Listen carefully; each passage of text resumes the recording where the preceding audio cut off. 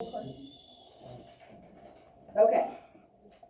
so we said that to be a special type of fossil that we use in this thing we call the fossil index, it has to have certain requirements. So it has to be distinct and easily recognizable, which makes sense. It can't just be like a blob, be like, ooh, is that the same blob or is that a different type of blob? What kind of organism is that? So you'll see the ones that we look at have some very distinct kind of size or shape or features, okay? The second thing is they have to be widespread. That means they have to be found in multiple sample locations. The final piece is that they have to only have lived through a short period of time, all right? And so they're widespread, but they live for a short range of time. They can't be like through all the different ages, all right? And we'll see why that is. So here is a sample here, and then maybe hundreds of miles away, there's another sample where they've done a dig, and these are the fossils that they find there. All right, so obviously, like the different shapes are kind of showing maybe different type of rock. So you see kind of like these look more like bricks. Here's little lines, little dots. Like, so you kind of visually see, you know how the layers kind of have different, composition, okay? If this fossil is from an organism that was alive, it had to have died in this time period, more than likely, right? If the layers are undisturbed. Now, let's say a glacier or something comes through and moves some of those layers. Then obviously that is disturbed land, or let's say some kind of plate boundary action where the plates were spreading at a divergent boundary, or they were coming together at a convergent, that could alter those layers as well. So if the layers are undisturbed from anything major like that, then if the fossil's found there, the organism lived there, and it died there. Okay, that's pretty basic that we can agree that that is probably what happened. All right, so you see these different fossils. And so if you're looking, you can see like, okay, this fossil looks kind of like this fossil. They both look like a moth, right? Those probably were alive at the same time period. You see a fossil here at layer 4 on each. Now, it looks like there's a layer 5 here, but we're missing, we don't have a corresponding layer here. So that would kind of let the scientists know, hey, something happened. Like maybe there was some kind of major storm, or maybe there was a glacier that went through and moved that layer. So maybe there used to be a layer here, and that is gone now, right? And then other layers built on top. Because 6 and 6 match up. And then 7 and 8 we have here, but there's no corresponding here. So something happened in this location to remove those layers, right? So it kind of tells us a little bit, and like over here, we don't have layer 1 and 2. So it kind of like, do you know exactly what happened? No. But do you have some kind of an idea? Yeah, you could imagine that some kind of weathering event, maybe there was like a big flood, maybe there was something more drastic, like a glacier that took away these layers, and then this became the bottom layer of rock. So, you can get a kind of idea, but you don't know exactly. And so when you get gaps, these are called unconformities. Un meaning not, right? So conform means to like fit in. So 1 and 2 are unconformities because we don't see them in both locations. Number 5 is also an unconformity, and 7 and 8 are unconformities because they don't have their matching layer somewhere else with those same fossils and same type of rock. Okay, so it's not a huge idea in this unit, but it's just another way that fossil index or index fossils can be useful in us kind of trying to interpret what had gone on. Okay, all right. Now, here's the big one. Oh, shoot, I'm gonna have to change my format here so I can draw. All right, so if we're looking at this, take a look at those 4 columns and start kind of looking at what they, on your paper, because I'm gonna have to make this go away for a second. You want to put my finger over the camera? It's okay.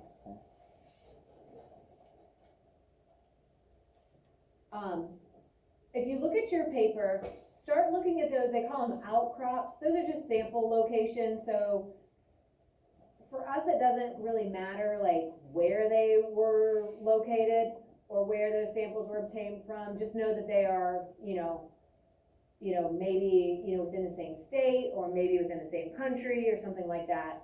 We don't know exactly. And for what we need, it doesn't necessarily matter.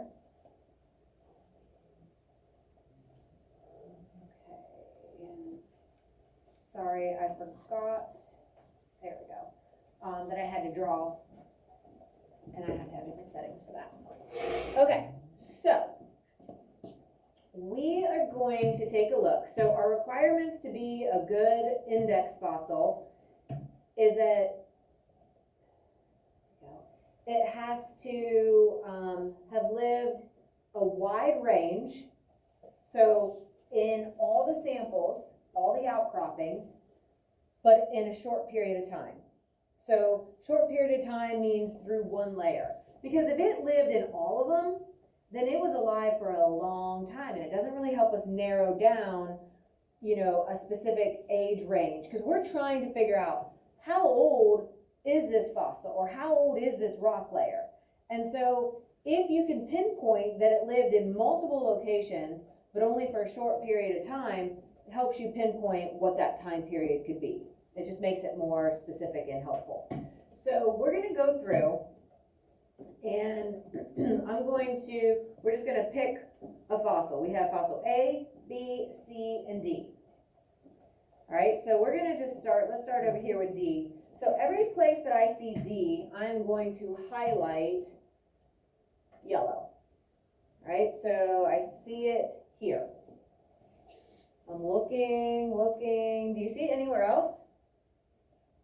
No. So it's only in one layer, but it's also only in one location. Like, we don't see it anywhere else. So because it's not in multiple locations, it doesn't meet the requirement, right? One layer is good, but we would need to see this in multiple layers. Or multiple locations, and we don't see that. All right, so let's go to C. All right, so C is kind of the moth looking one. So I see the moth here. I see it here. I see it here, here, here, and here. And I see it here. So what do you guys think? Is this a good one to use or a bad one? Okay, I see a couple yeses and a couple nos. I like it because it's here, here, and here. It's in all four, and it's one layer, one layer, one layer. But what makes it bad? What makes it not fit? Yeah, is that what you're gonna say too, Brandon? Absolutely. They're in too many layers. So they're in all locations, which is good, but they're in too many layers. Okay, so it's too much information. It doesn't help narrow down a specific time frame. Okay, so those two are no good. Let's try B. I think this is a trilobite.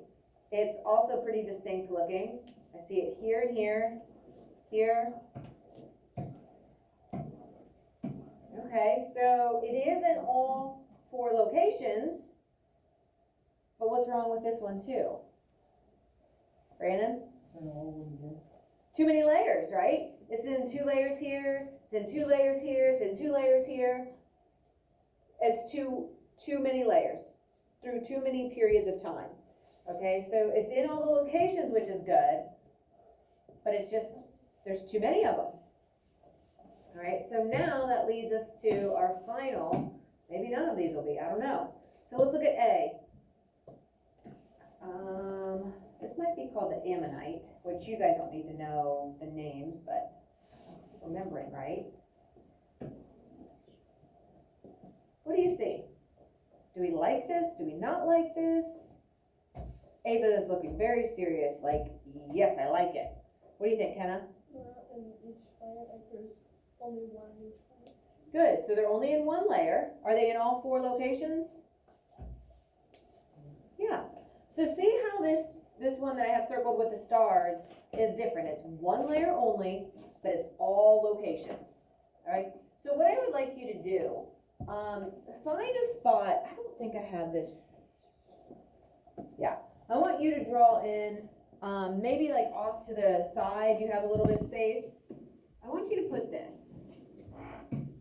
I want you to go, and I want you to make your WIDE really wide. So, ooh, that's kind of hard to see. Let's try this better. Let's try this. Make it so you spread the word out wide. You want it to be widespread, and then off to the side, you want to put short. Because we want it to live through a short time, but have it be widespread through all the layers. And so hopefully that visual, I've had people tell me that that kind of helps them. You can get your notes out and put that. Don't wait for me to ask. You keep looking at me like, is she gonna do it? Is she gonna do it? Is she gonna make me? Yes, do it. Just looking at that, because it kind of looks like a T for time. Okay, yeah, short time, T for time, good. So it's widespread through all the samples, but lives through a short time. Okay, so sometimes if you can have that visual, like the letters being really wide, and then have them being really short over here, that's helped people. Okay? Good. And so I will keep that kind of over here as a reminder for in here. So we'll go, we'll make this wide. Sorry, that's a bad squeak. And then we'll make this short. And widespread, short time. All right. And so we have the explanation, the written part of this for you guys to fill in. So it says fossil B and C are found in several layers, and so they existed through too much geologic time to be useful. B and C were in multiple layers. D is only in one layer, which is good. That little stick was only in one layer, but it was also only in one sample, which is not good. So it lacks that wide distribution. And then A is going to be the best because it's only in one layer, so a brief period of time that it lived. And then it's in all four columns showing wide distribution. Widespread, short time.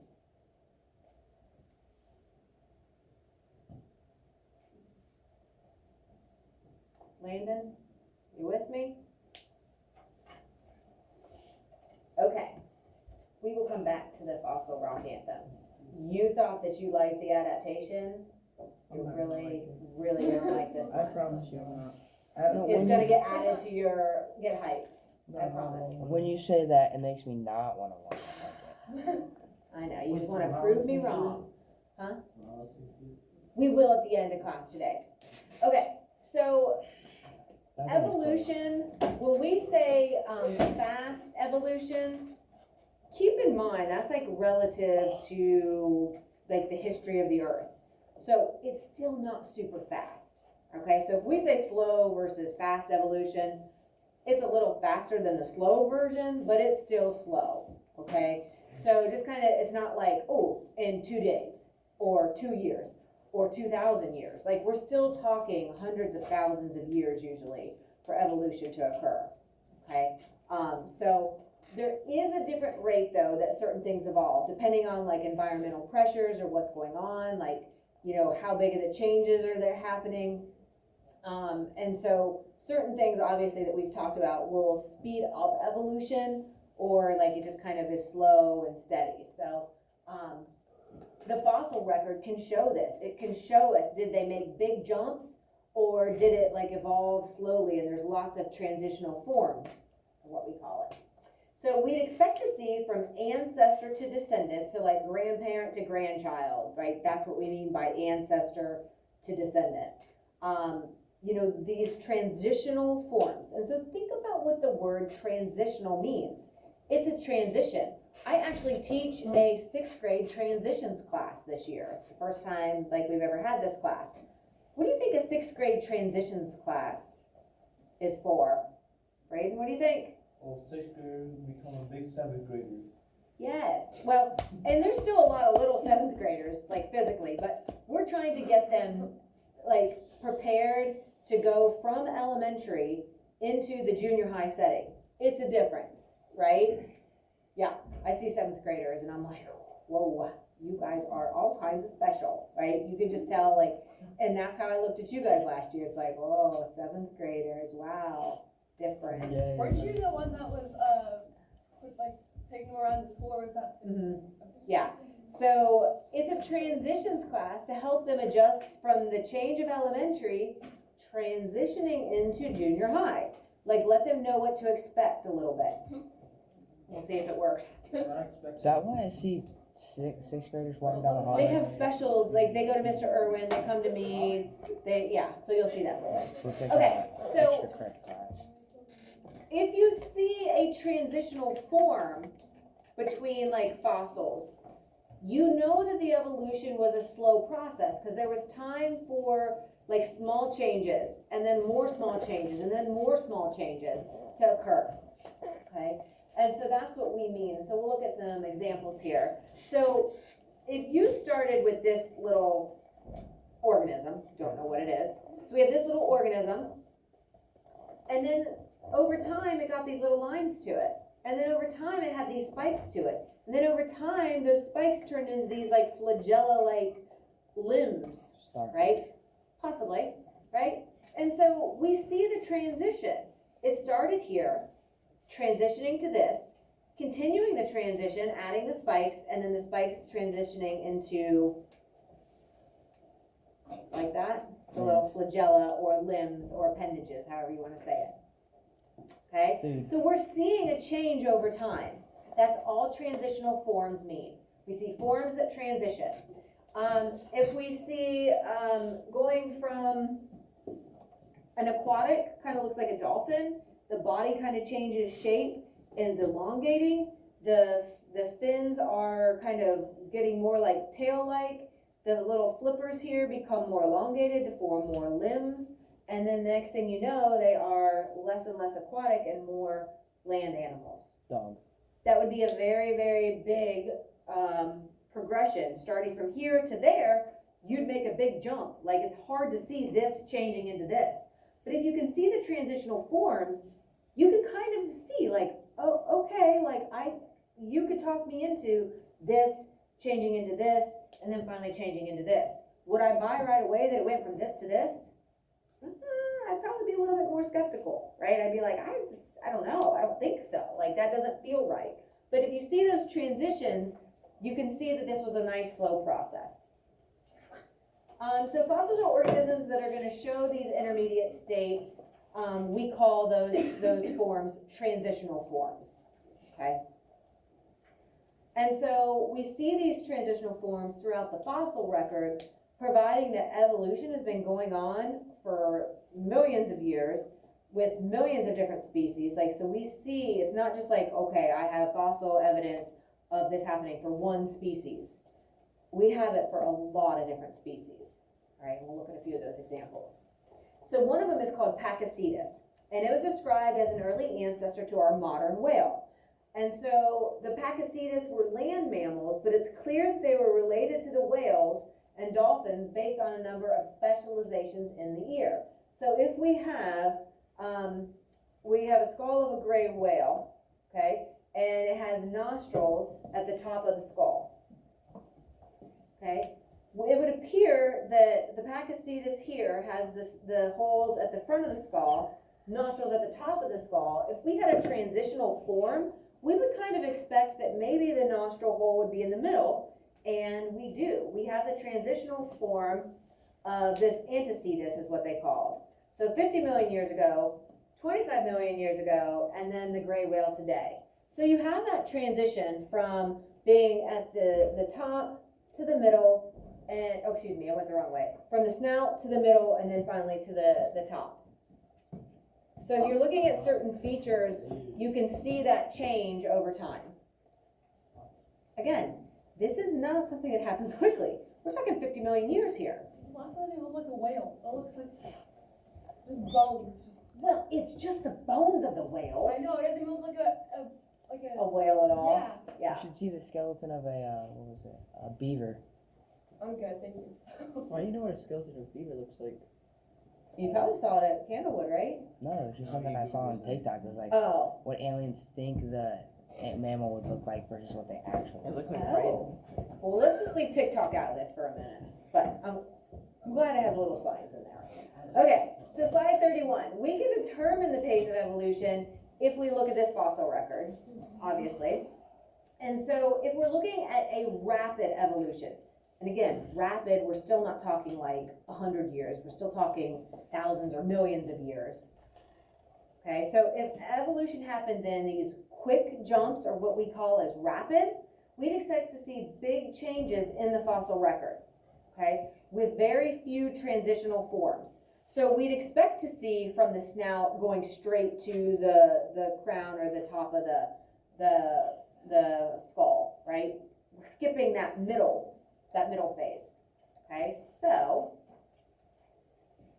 right, here we have a couple examples. Notice how before we had the lines, then we had the lines and spikes, and then we had the lines and the little flagella, the legs, the appendages, right? Now we don't have those two middle layers. We just have what it started and then bam, straight to the end.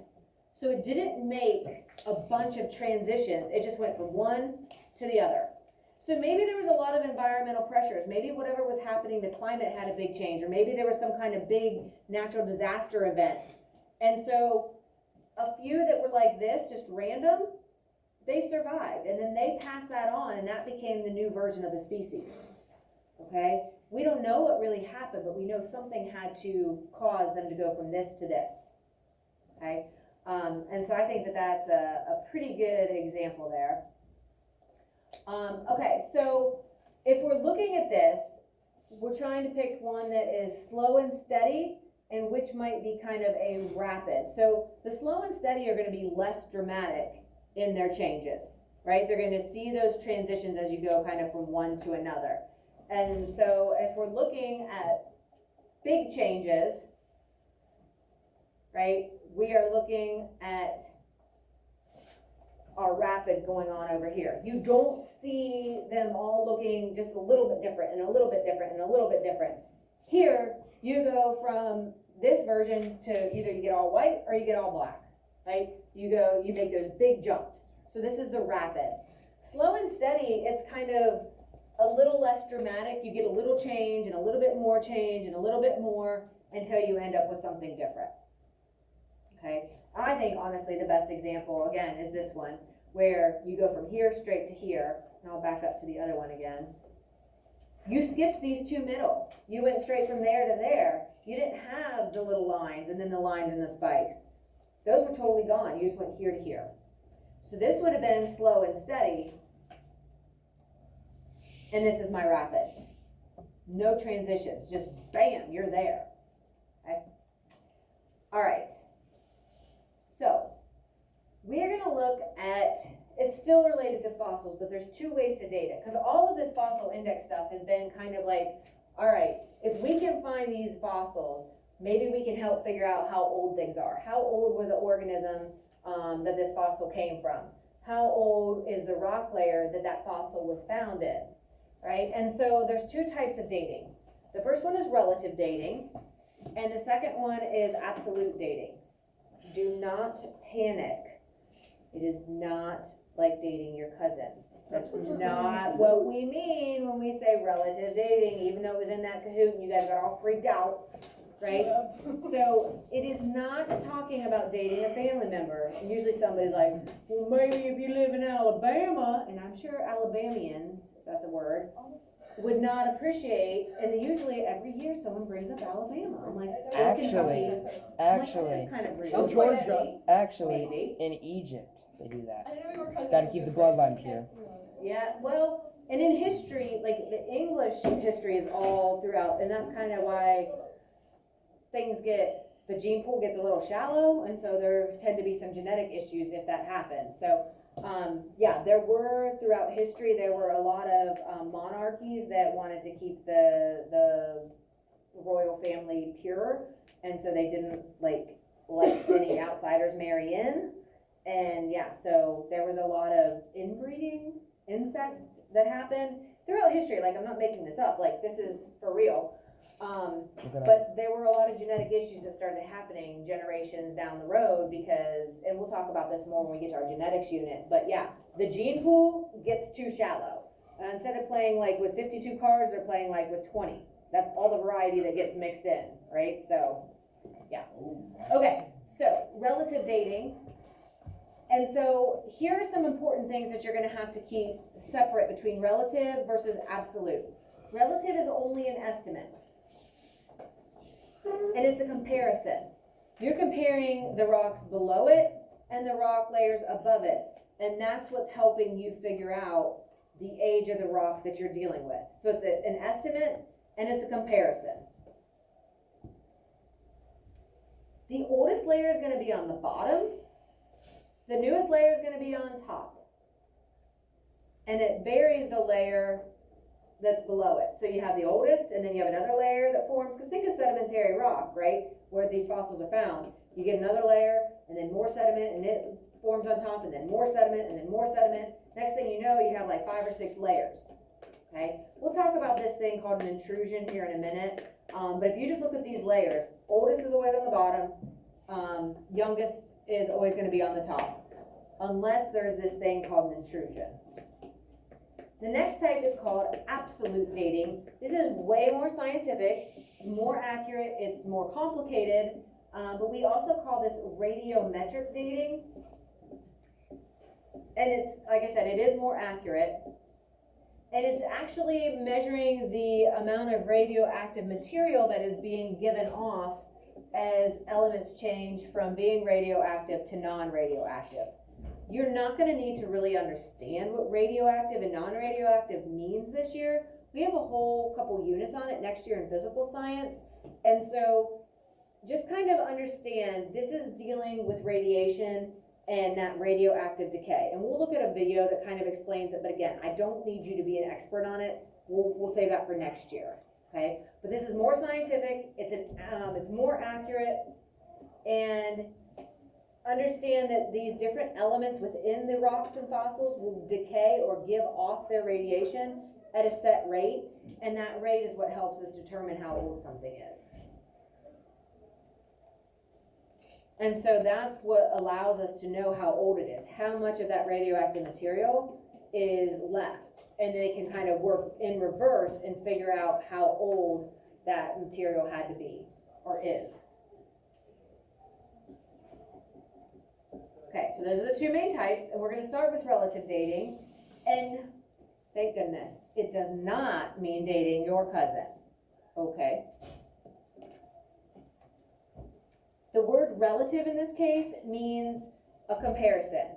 So relative to summer, it's really cold right now. Relative to winter, it's pretty warm out right now. It's all like what you're comparing it to, right?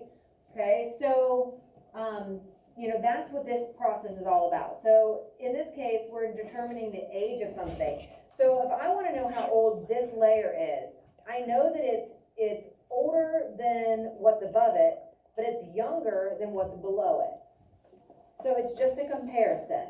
It's like, okay, I have 3 siblings. Okay, I have Mary, Agnes, and John. I know Mary's age is 7, and I know John's age is 4. Do I know Agnes's exact age? She's 5.5. Divide 7 and 4. Do we know, if I said I will give you $1 million, do you know her exact age? No. She's between 6 and 5. No, you get the $1 million. You two wanting to give hypotheticals. Could be that she's 5, could be that she's 6, could be that she's 6 years and 11 and a half months. Right? We don't know exactly. That's the whole point. We know that she is older than John, but she is younger than Mary. So she is between 7 and 4. We don't know exactly where. No, her age is in between there. Not size. We're talking age. What if she's a really short 16-year-old? Height has nothing to do with it. We're talking age. So it could have made her taller, but then that visually kind of messes it all up. Yeah, you get the $1 million. Don't share it with them. They want to argue. Well, you could just divide 7 and 4. No. I'll give you $1,000. But you still don't know for sure, right? I do know one thing for sure. She's between 4 and she's between 7. Anywhere in between there is fair game. So could it be 5? Sure. Could it be 6? Sure. But we don't know exactly. Okay? It's between 5 and 6. Yeah? You got like So a my desk. 50-50. Perfect, thank you. All right. It is not assigning it a numerical age. So I'm not gonna say, these trilobites are 123 million years old. I don't know that. But I know that they're gonna be, like I said, older than what's above, and they're gonna be younger than what's below them. So if I do know the age of something here, and I do know the age of something above it, I can say they're in this range, just like this. Agnes is between 7 and 4. All right, so this matches something called the law of superposition. Okay, so the law of superposition, super meaning like above or below, right? If it's super, it's usually going to represent above. Position means like the location, right? So we're using positioning and like the layering idea. So this is one of your vocab words. And so it's any sequence of sedimentary rock which is undisturbed, so meaning no boundary activity, so no earthquakes, no folding and faulting because of convergent boundaries, no dividing at divergent plates, none of that has happened.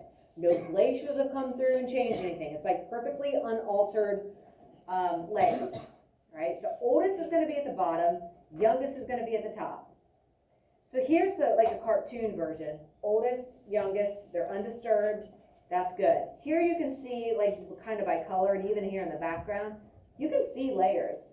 And this is a real picture, right? So you can see these undisturbed layers. So I know this got put down first, this had to get put down last. You with me? Like, it's kind of kind of a common sense if you think about what they're really trying to say here. These layers are undisturbed. Oldest, youngest, oldest, youngest, oldest, youngest. Okay? All right. So we know that these are not always going to stay perfectly horizontal, and there's going to be some faulting, like when they, because of reverse faults or normal faults, or the folding, like at a convergent boundary. So this is really cool. So you have these layers that used to be like this, and then because of convergent boundaries converging over time, it kind of like crumpled them all up. Okay? Obviously, we can't use the law of superposition when it's like this. Okay? If the layers have shifted or faulted, right, sometimes they stay in order, but it still can get a little confusing, right? It's not as simple as if there's been no interference. Same thing here. We see a fault has happened. And so we will stop there, and we'll start tomorrow with our song. I woke up with a